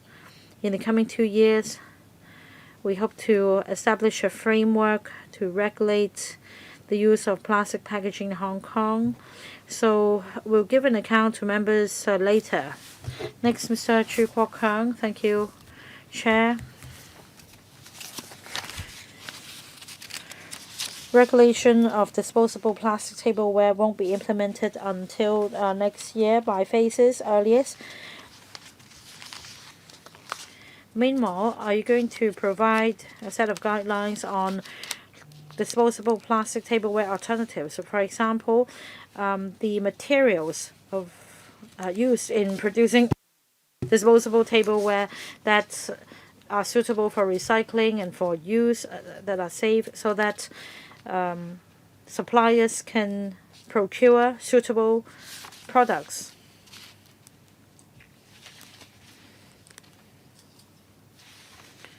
Otherwise, if you only amend the legislation later to impose regulation, it will be too late.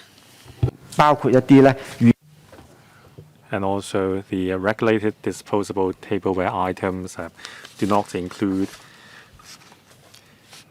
straws attached to carton drinks. So how would you encourage the manufacturers to reduce waste at source? In terms of enforcing the enhanced regulations, the government must regularly review the deterrence effects of the scheme and raise the fixed penalty level when necessary. Undersecretary. Thank you, Mr. Chu. We understand that the cooperation of the industry is very important. That's why we have held many publicity campaigns and we are in constant touch with the industry. In terms of encouraging the trade to adopt green, non-plastic materials, we are going to establish an online platform together with the Hong Kong Material Quality Council.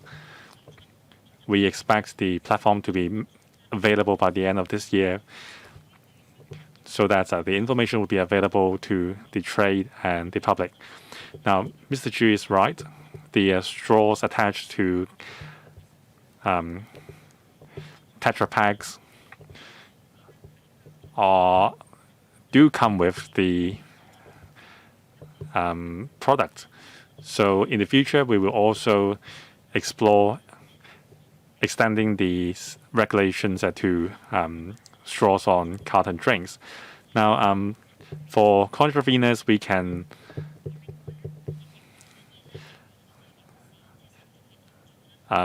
issue a fixed penalty ticket to the offender with a penalty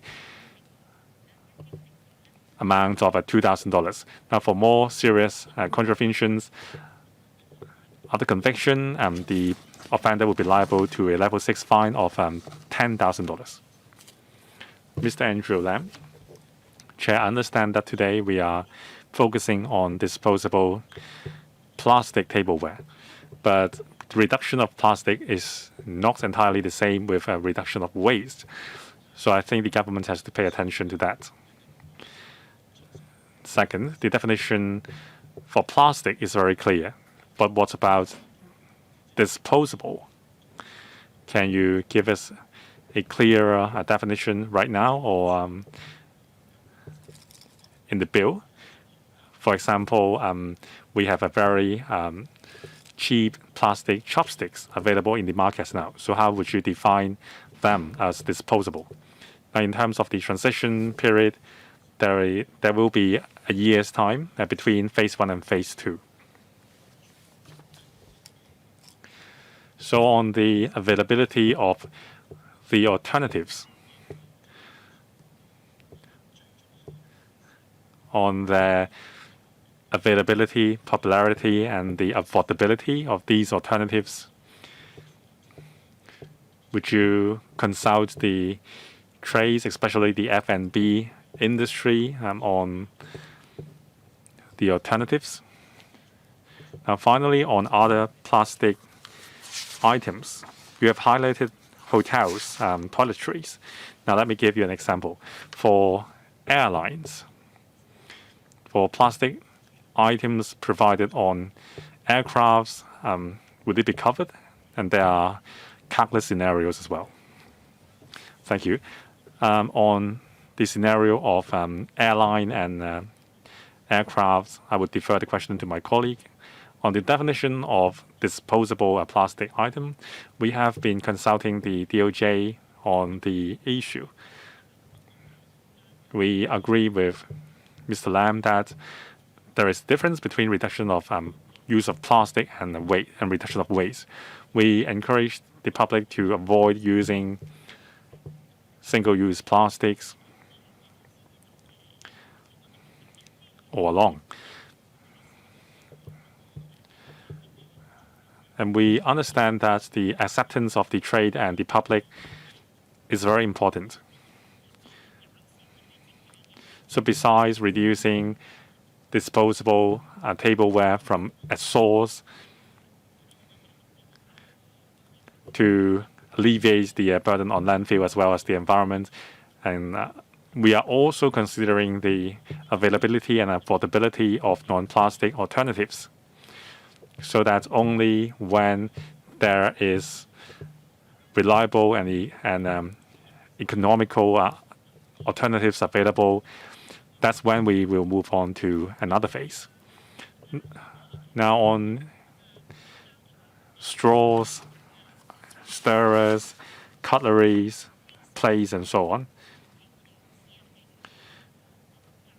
there are alternatives like softwood and paper-made items available, and their cost is comparable with their plastic counterparts. The alternatives may only cost an extra 10 cents. For some other alternatives, the cost is even lower. On the other hand, for cups and cup lids, we have to conduct more studies, because the alternatives are not as sophisticated as the other items covered by phase one. We need to have less costly alternatives before we can move on to phase two for these items. On the definition, my colleague, please be brief.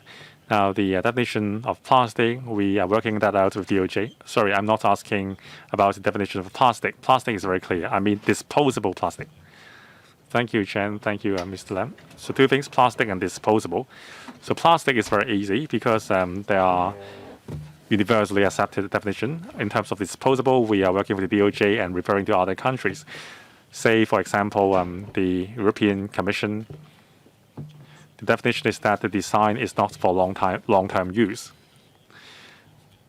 For the application scenario in Hong Kong, we are working that out with the DOJ. Now, another figure to supplement. Mr. Lam mentioned about the availability or popularity.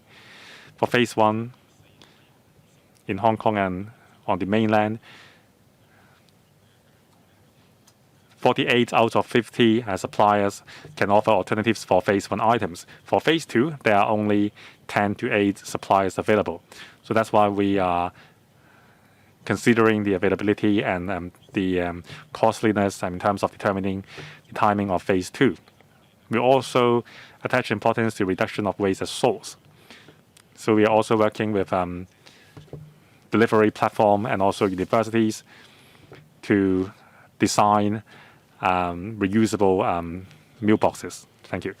Mr. QUAT, thank you. I think all members here at the panel on environmental affairs all welcome the administration to advance the plastic-free scheme.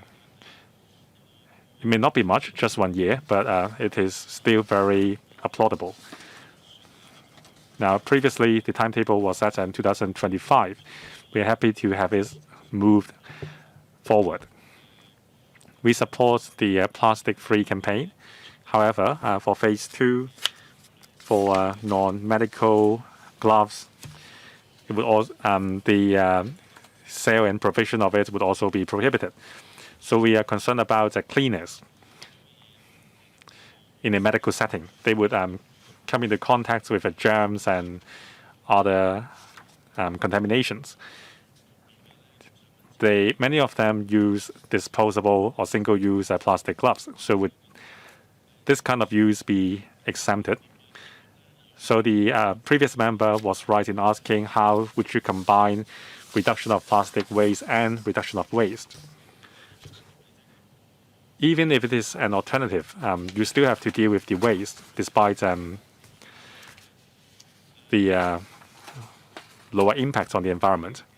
So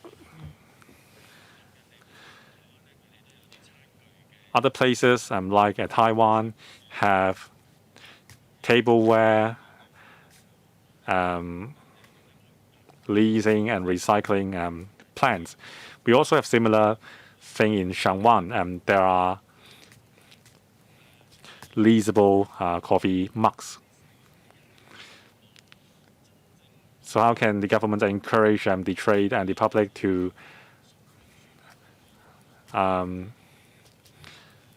participate in these services rather than creating another kind of waste? Thank you, Mr. Kwok. This is also an issue that we are aware of. We attach a lot of importance to the occupational safety and health of cleaners. So for medical gloves, it is a phase 2 item. That is, by year 2025, we would keep tab on the development of alternatives. Now, in terms of exclusions or exemptions on public health or safety grounds, there will be exemptions available. So we will work with the relevant trades to see how we can meet the needs of cleaners. Now, the suggestion is very good on a reusable tableware. Now, besides F&B, sometimes F&B establishments encourage customers to bring their own cup or own meal box. So at Chinese New Year fair or the Chinese New Year Eve market, we would ask the contractors to take the reusable tableware to contractors for cleaning, and then they would be reused after cleaned. So we are encouraging the trade and the public to reuse plasticwares. The point is to create the generation of waste plastics.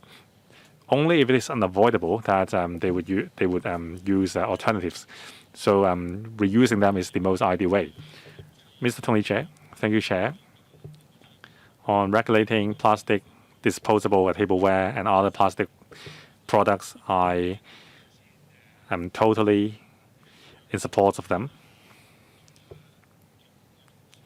So according to the Undersecretary and other officials, in considering the implementation timetable, the government would assist the trade in identifying alternatives. Page 5, on regulation of other plastic products, it mentioned the oxo-degradable plastic products. The sale and free provision of it, free distribution of such items would be prohibited, as well as manufacturing. So the ground is on page 6.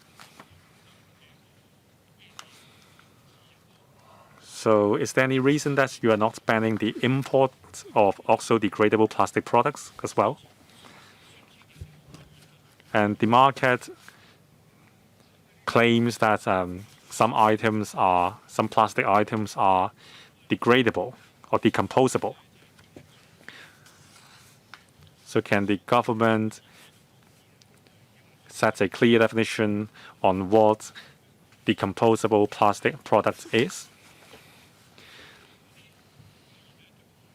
So sometimes when you believe that what the description says, the clients or the customer would have no qualms using these products, and in the end causing more harm to the environment. So will the government set a standard on these decomposable plastic products? Now on the Products Eco-Responsibility Scheme for WPRS, for waste electrical appliances, I support the scope proposed. Now for the WEPARC, that is the Waste Electrical and Electronic Equipment Treatment and Recycling Facility, there is a design capacity of 30,000 tons per year. So I just make sure that the park detox capacity will still be enhanced. Let me first take this question on WePark's capacity. For 30,000 tons, that's the designed annual capacity. At the moment, it handles 24,000 tons of waste annually. If after introducing the amended regulation, the amount will go up to 28,000 tons.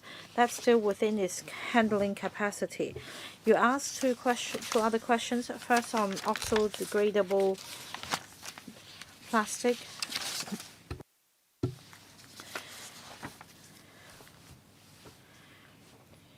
An additive is included in the product so that the product will be decomposed into microplastics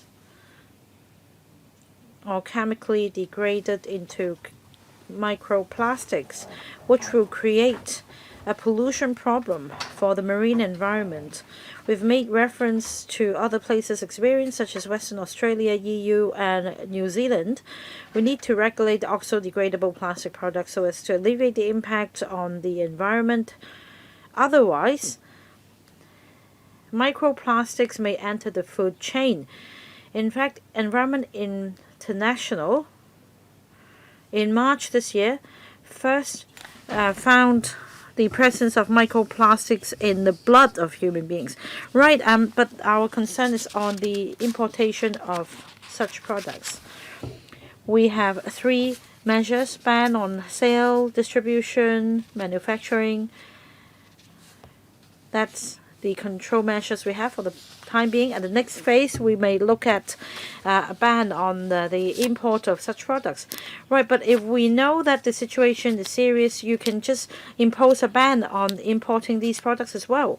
I think at this stage, we should just go ahead with what we've set out in the paper. And then at the next stage, we can make reference to the practices in other places and have regard to the actual situation. We'll go back and give it a thought. As for degradable or decomposable plastic products, in the market we have decomposable plastic products, degradable plastic products, or oxo-degradable plastic products, PLA, PHA, PBS.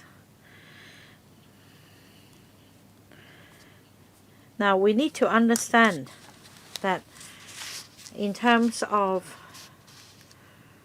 decomposition or degradation, they only happen at a certain temperature in a certain environment. In the marine environment or at the landfill, however, can these plastic products be fully decomposed? We don't have concrete evidence to support that. And it's very difficult to separate these plastic products from traditional plastics. So the recommendation given to the government is that we should include biodegradable plastic products as well. We're going to include them.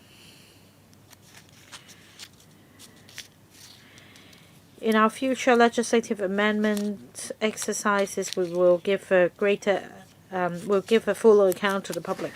Well, just like smoking is hazardous to health, if this product is doing so much damage to our environment, you should include the ban in one go so that the public would have a clear idea of the situation.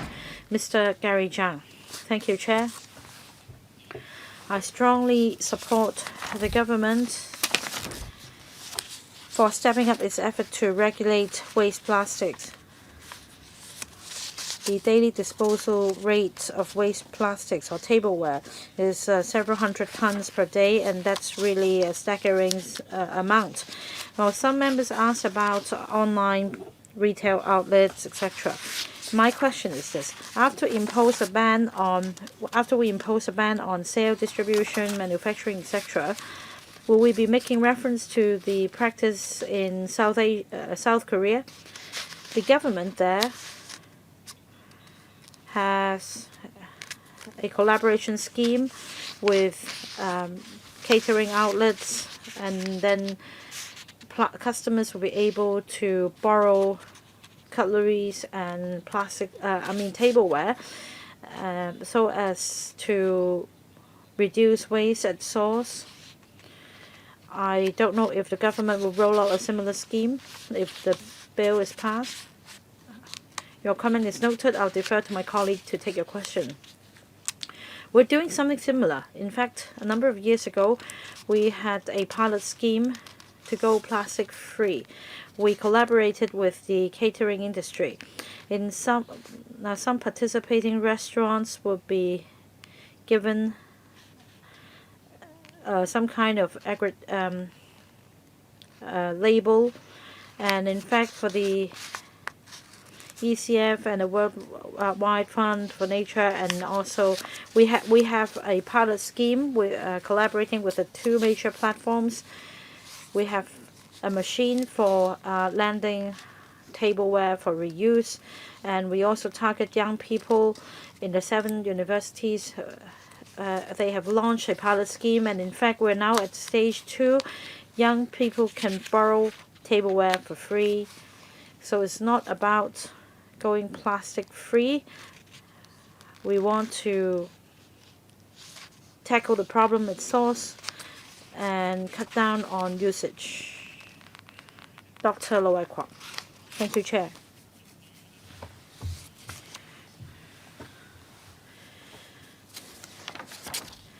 We should use less plastic, and of course this is an important topic. We have alternatives to disposable plastic tableware, and I hope that we can expedite control on disposable plastic tableware, so I support the proposal. I see you've set out here different categories of plastic tableware. I think some are more feasible. However, say for non-medical transparent plastic gloves, like another member said, very often our cleaners may need to use such gloves. Those who handle food might use gloves. For patrons, if you are using the gloves simply for eating, then you have an alternative. But for others, you may wish the professionals to use gloves. At the moment, I don't see good alternatives to these plastic gloves. I'm not trying to discuss this item in detail, but we need to be practical. There are circumstances in which you can't just impose a blanket ban, such as earplugs. It's important that you need to protect your ears before you have good alternatives. You cannot just impose a ban and scrap it once and for all. This proposal also includes optimization of the WPRS. You're going to include more electrical and electronic equipment. I support it as well. We did expect after WPRS was first implemented that more equipment would be included. As for GPRS, subsidiary legislation should be enacted to facilitate the implementation. I support it as well. So much from me. Thank you. Anything from the Undersecretary? Your members' comments is noted. Next, my turn. Of course, I strongly support the government's determination to go plastic-free earlier. There have been calls in society for a long time, and we are concerned mostly about the plastic tableware. The government is discerning, and the proposal entails different phases. If there are alternatives, you can regulate them in phase 1, and for those, the alternatives of which are not readily available, they'll be put under phase 2. I support the approach as well. Some products are more controversial, such as non-medical use transparent gloves, as mentioned by members. Of course, if you're using it for eating, you can just wash your hands. For cleaners and other frontline staff, you need to have regard to the fact that the epidemic is still around and there is a need to use gloves. For food processing establishments, frontline staff are still using these gloves to process food, and it will be a big question for them to look for alternatives if the gloves are banned.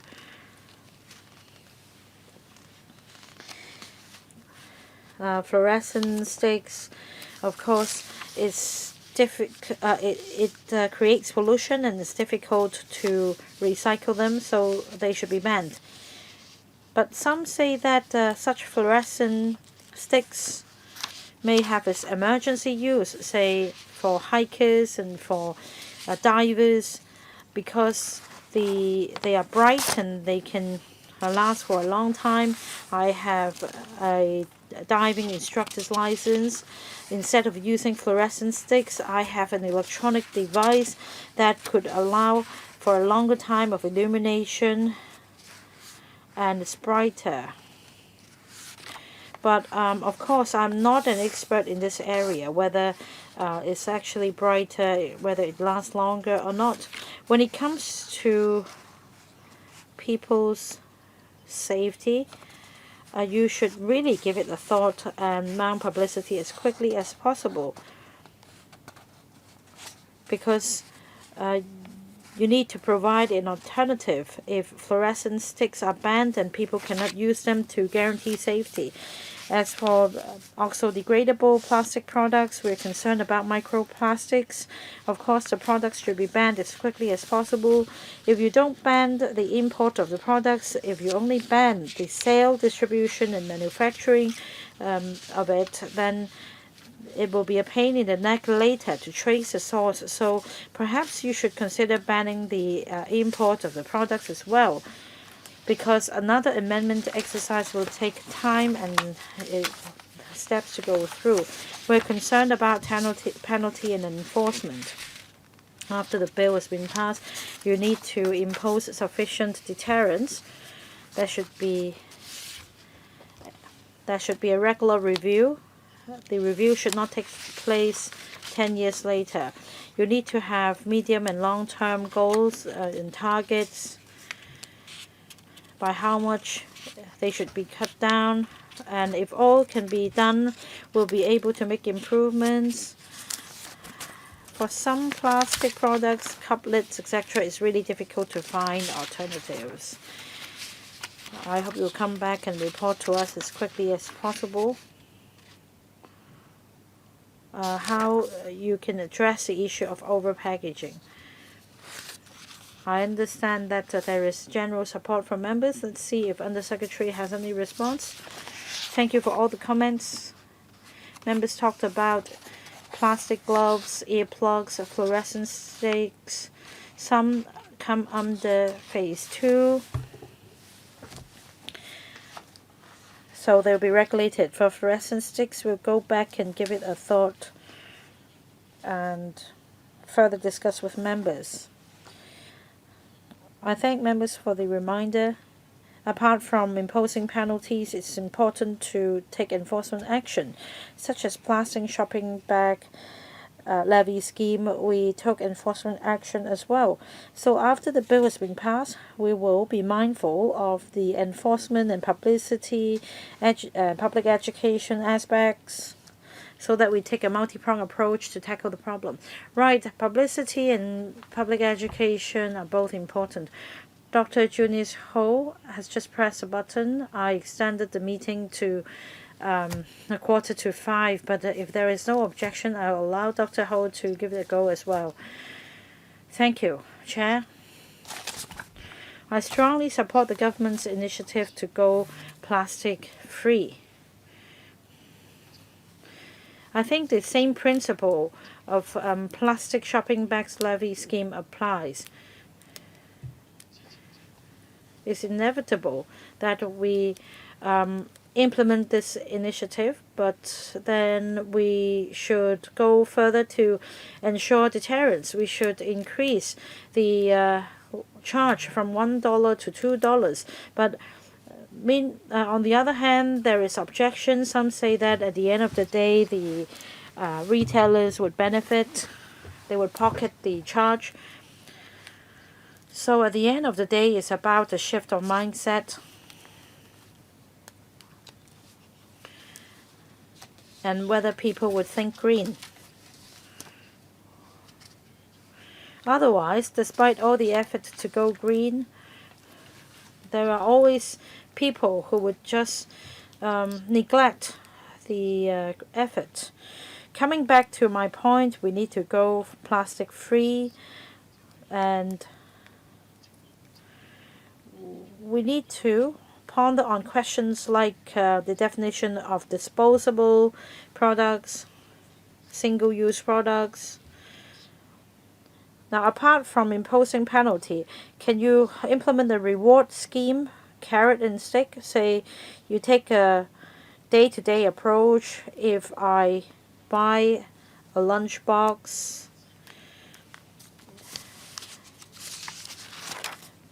I'm provided with food as well as the paper box or the EPS polyfoam box. Then that's it. What if I bring my own lunch box? If I bring my own container, say if this meal cost me $50, and that includes the cost of the meal box as well. If I bring my own box, will I get a $5 discount? That's an instant reward that I would get. And of course, if the philosophy is to do it well and do it precise, we need to have a reward scheme. We can go through the technical details later, or the nitty-gritty, but the overall concept is that if you ban plastic products, we can have other single-use disposable products as well, such as paper straws. Nowadays we use paper drinking straws, and the same amount of waste would be generated at the end of the day. So we need to fulfill two objectives. We need to go plastic free, and we need to reduce waste. Say if you buy takeaway from a restaurant, if you bring your own container, if you bring your own bag, bring your own cutlery, you should get a reward. Have you thought about that? That's just my suggestion. We pay me, WeChat Pay, 10 cents. How about using these payment systems to get the reward? $5 off a $50 meal, that's really attractive. I'll bring my own containers and stuff. But I don't see anything penned in the paper. It's just my suggestion. Give it a thought. Undersecretary. Yes, thank you. I will make a response, and then I will defer to my colleagues. So Dr. Ho's suggestions are very good. We have been communicating with the F&B associations, and there are already reward scheme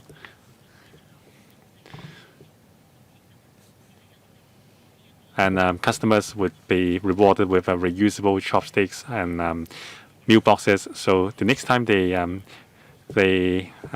buy a meal, they can bring their own box. Mr. Wu, yes, since the government has announced the campaign, one of the two major fast food chain stores in Hong Kong have offered a scheme that is a reward scheme on plastic-free customers. So actually, there are some 700 F&B establishments participating in the plastic-free reward scheme that the government has offered.